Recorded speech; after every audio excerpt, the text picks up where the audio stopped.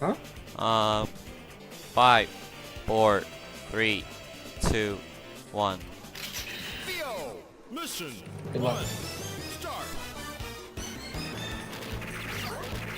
Alright, hello everyone. I am an Asper, and the runner of this game is Sukimos, playing Metal Slug 3. This is your run and gun by SNK. Metal Slug 3 is the more popular of the Metal Slug franchise. Metal Slug 3. So you're gonna notice a lot of jumping. It turns out that using the jump option gives you the most amount of movement. So most people just think, oh man, this game's really hard. Actually, yeah, it is. We deal a lot with weapon management, knowing what enemies, where locations of enemies, their health, and ensuring that we can bring certain types of weapons into other rooms by avoiding enemy non-requirement enemy triggers. So as you can see, he's kind of just flying through mission 1 right now, a bunch of crabs. Here we're stuck with a 2 red crab spawn requirement in order to progress through the screen, and we're already on to the hermit crab.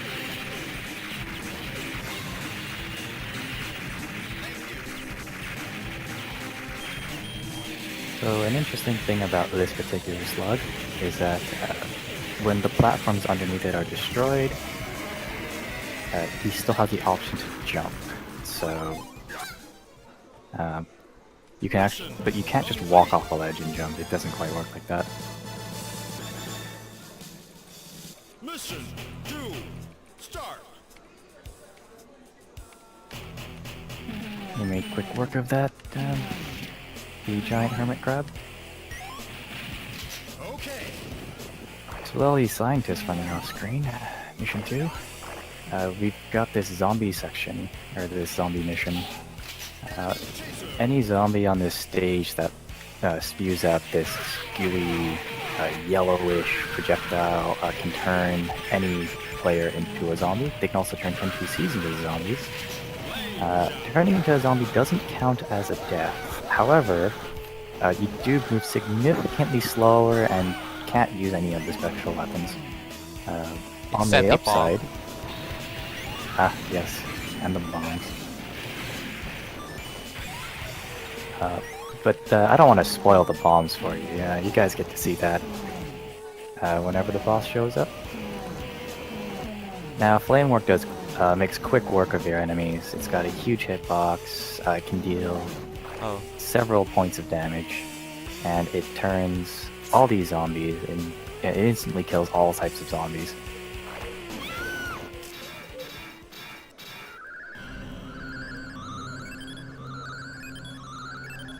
Oh. I'm sorry. Oh, that's okay. Alright, so we can get to see Theo intentionally being turned into a zombie. And these 6 mono eyes are going to be destroyed. Oh, and you got good RNG. That's wonderful.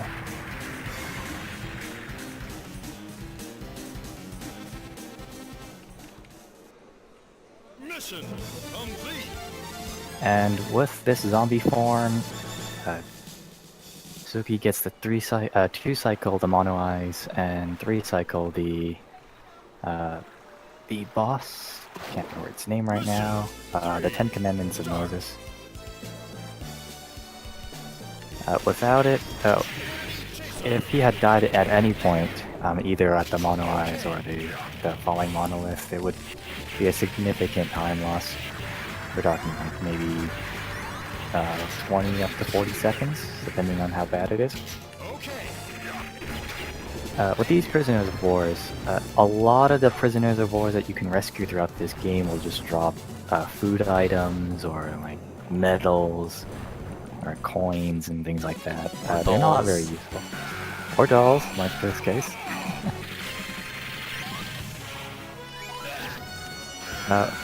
So we're just gonna skip most of the prisoners of war. Oh. Made a mistake. Any mistake? Ooh, I can see that. That's so this guy here behind the sandbags, he can cause a lot of problems if he isn't dealt with immediately. And it kind of shoots right in between those warheads, which makes it difficult to jump between. Jumping on top of the warheads also counts as taking damage. And if you jump into the side of the warhead, well, it's a wall, and you just fall straight down. I hope you all get to enjoy this ostrich section, because I think it's a great slug to work with.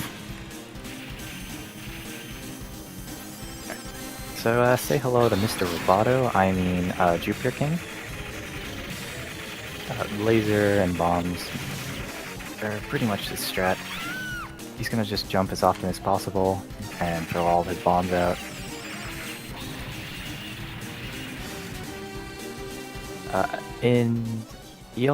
The Jupiter King also has a chance of dropping like a blue-yellow flashing missile or rocket. Mission.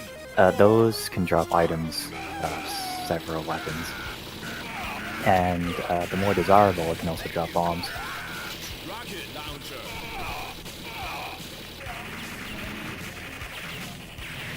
On Mission 4 is the only time we get to ride a camel. Yeah, this game has a lot of animals, surprisingly. Heavy machine gun. Ah, you're going for the rocket strat? Yeah, that would make sense. It's a heck of a lot safer. Those two prisoners of wars are based off of a time requirement and a kill requirement. If you don't kill them fast enough, they don't spawn, and if you don't kill the right enemies at the right time, they won't spawn. So it's like two types of requirement. Oh, that's a very close cannon shot. Now, the slug crash is here because jumping is slightly faster than running with a camel. Yeah, Metal Slug. A lot of people love the Metal Slug series. It's just a very difficult game, and I don't blame people for being mad at it. Alright, just like how Flame Shot quickly deals with the zombies, these plant enemies also take bonus damage. They usually have about, 4 health, right? Or is it 5 health? What thing? The man-eater plants. Ah, they are 4, yeah.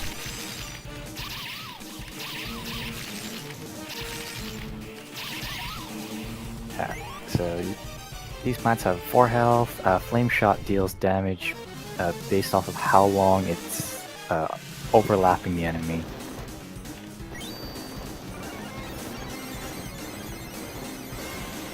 Alright, we're going into what is arguably the worst boss in the game.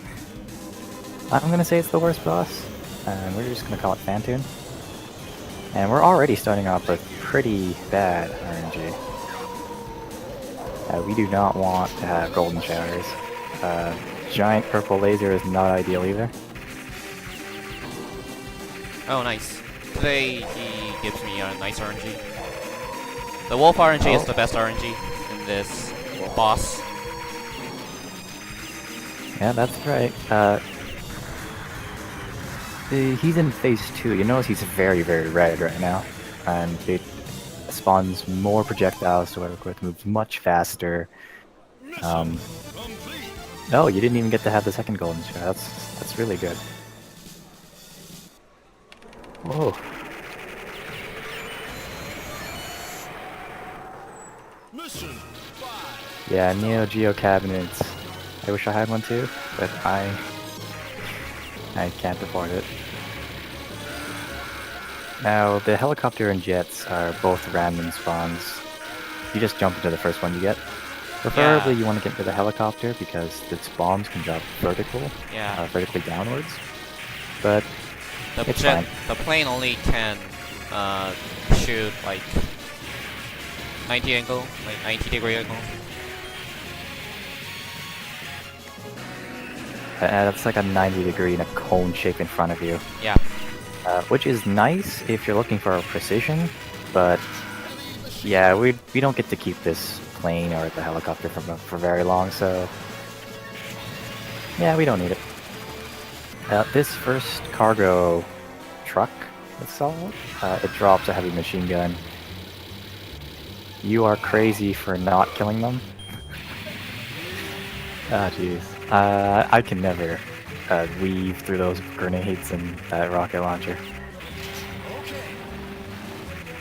I don't kill them because I don't want to use my heavy machine gun. So, yeah, he does that. This Black Hawk that was destroyed not too long ago, it spawned on the opposite side of the screen, so you may have noticed that Suki was on further onto the right side. Slug crashed and then moved to the left as it was doing its attack phase. Now you notice that the cart with all the bananas in it, that is a screen trigger, enemy trigger requirement in order to spawn these black tanks. Just gonna skip these first three. Oh, okay. Just skip them entirely. And go straight for the rocket launchers, or the mortars, or whatever you want to call it. Right, so he's gonna not destroy that car that has the helicopter in it in hopes that... No, that's unfortunate. So it is possible to get a quick kill on this boss by blowing up the car as it overlaps, as this giant plane overlaps it. So the game will think that the car crashed into a vehicle and instantly destroys it. But in this case, it would have left Mr. O'Neill at 1 health, and yep. Alright, that was actually pretty good. 2, 3. Crazy for doing that strat. Knife after the third jump. Got some free time here, he's just jumping around. And Haido gets out of his helicopter with his really big rocket launcher that surprisingly shoots slow. So what Suki's trying to do right now is he's trying to get the plane as low to the ground as possible. He doesn't have a choice whether or not it goes up or not, but favorably he wants it closer to the ground with the right bombs. You're keeping the 10 bombs for the Clone War. Inside the Clone Wars? Okay. Oh man. So, with Haido defeated and all the soldiers are surrounding... Oh man. It's a great plot twist. So the real Haido is being chained up to this giant ship here, this Martian ship. In his polka dot underwear. Yeah, we have to suddenly deal with aliens. And for some reason, we were right next to a spaceship launching test facility with a lot of spaceships being launched at the same time.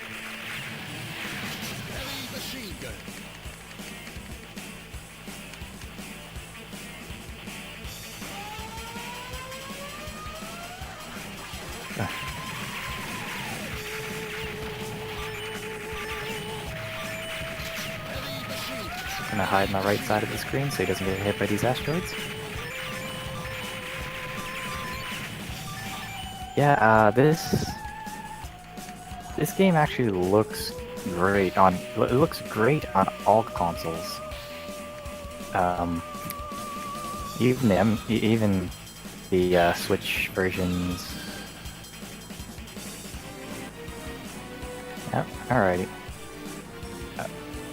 Oh, you didn't go for the laser? Alright. Yeah, I don't go with these... laser.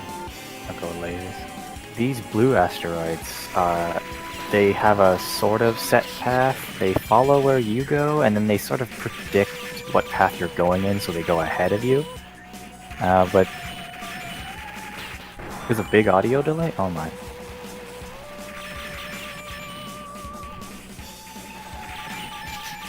Shotgun. If it's an audio delay with my voice, then that's normal, I guess. So there's going for 2 shotgun, and she's gonna sit around and let these giant asteroid walls kind of slide by. Yeah. There are only a few places that you can. Yeah, there's only a few places that you can squeeze in without taking damage.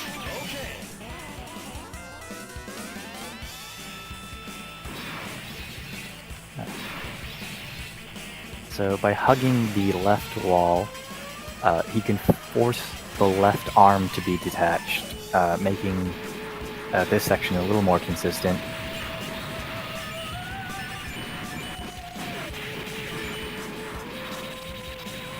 Trying to avoid grabbing any other weapons, because shotgun is extremely powerful, doing 20 damage per shot. And it shoots pretty fast in the spaceship. Rocket launcher.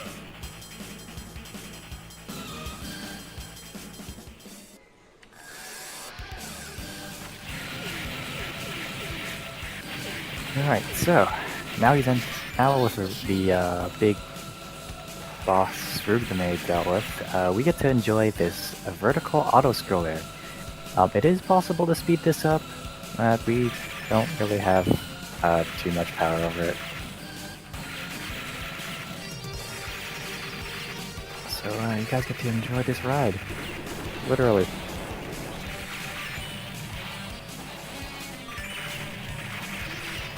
Heavy machine gun.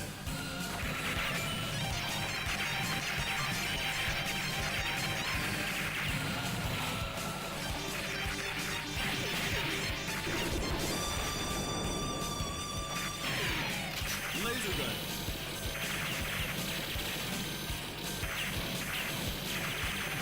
You may have noticed that Suki went really close to the top of the screen there to deal with the flying saucers. Yep. You can get enemies, those flying saucers to the center of the screen to be really close. It causes the deer to up you and like top of the screen. So therefore, very small. So then I can move to the right. So move to the center.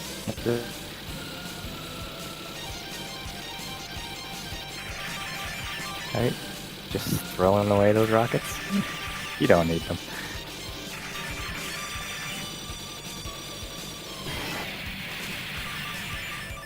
Heavy machine gun. Heavy machine gun. And wow, Suki hasn't taken damage once this entire section. That's pretty good. Going for double heavy machine gun.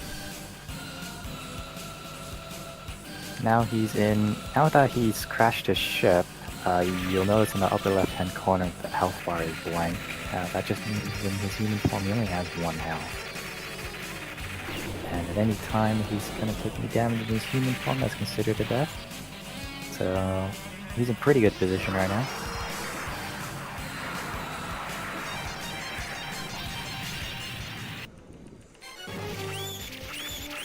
Nice, the UFOs like to stack up nicely. You'll notice that there's a warhead that smashes through the bottom of this section, or into the next screen transition. That's a little bit faster than keeping the spaceship slug. And oh, he didn't get the skip. Oh well. So it is possible to despawn enemies in this game, and he should be about. Yeah, he should be doing it now with these Martians. You'll notice that the screen moves a little bit left and right. By doing so, enemy triggers will just... he'll spawn the enemy trigger, and then by moving the screen off the enemies just disappear. Okay.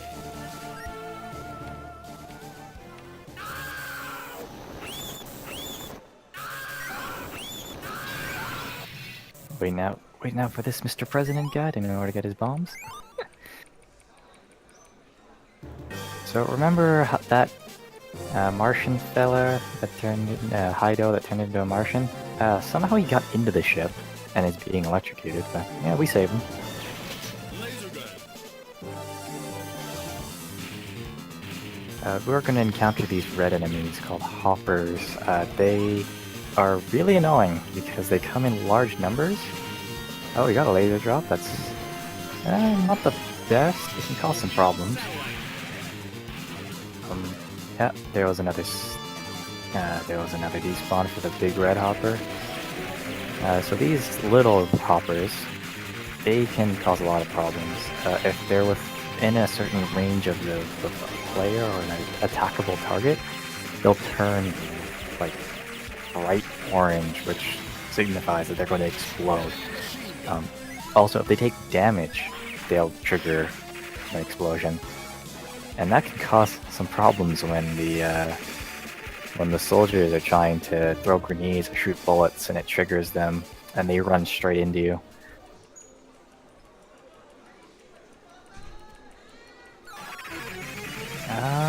Got a machine gun to the door. So Suki is currently encountering Mother Brain. And the hitbox for this is just the upper dome glass-like section. And a laser drop. That's the best drop. Nice. That's a really good drop. Oh, my apologies. I made quick work of the Mother Brain.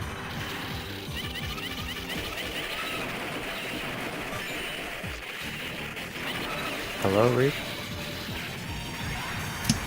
I'm not here.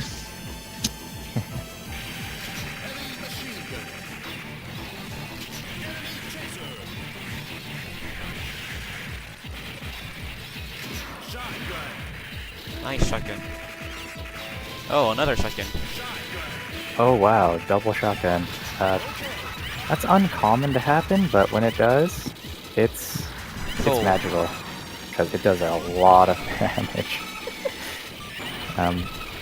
You're gonna get... Are you gonna keep shotgun or are you gonna go for the... I'll keep it. You'll keep it? Yeah. It's a little risky, but okay.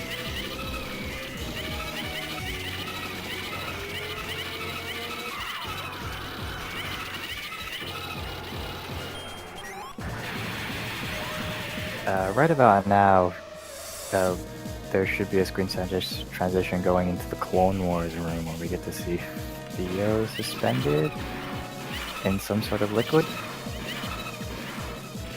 Yeah, there we go. So, shotgun's gonna... Let's see if he can keep shotgun. We're just gonna crouch at a certain position on this pipe slope section and just blast as many shotgun rounds in as possible. And wow, you actually managed For the to not get sakeness. hit by that flame shot. Holy cow. That was really close. Alright, so with Theo freed, you'd think everything is okay, but no, yeah, we've got zombie Theos to deal with. And if you're wondering, can those zombie Theos also vomit blood like you saw on Mission 2? The answer is yes.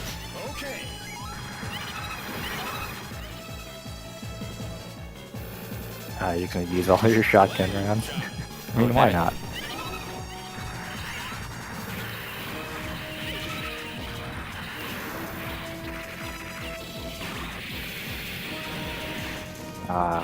Oh, dang. Got away from you. I get to see this Slug in action again from back from Mission 1.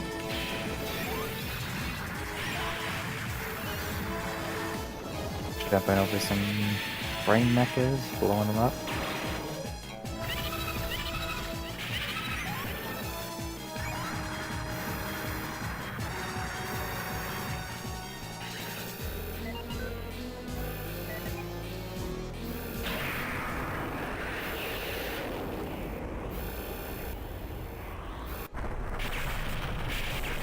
Alright, we're heading into Final boss. one of... Yes, the final boss. I really enjoy fighting this boss. I Enjoying. Pretty enjoying.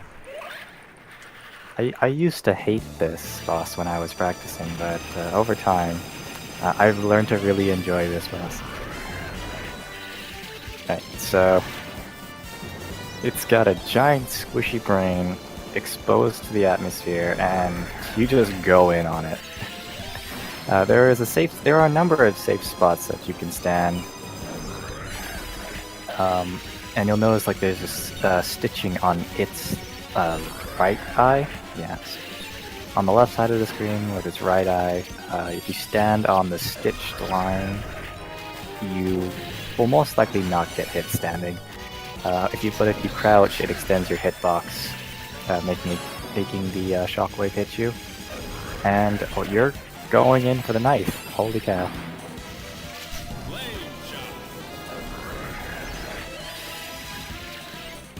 Right, Space so frog. we can. Space frog. Nice. Ah, yes. Holy cow, flame shot. Right, so every time you jump into a slug, and every time you jump out of a slug, you get a short invulnerability frame. Nice, you have time? Good one. That was 2606 probably. 2606. 2606? That was a really nice run. It's probably not That a PB. was a great run. That was, yeah, it's close to PB. Good job. Thanks. Well, that's what you guys can expect from the world record holder of Metal Slug 3.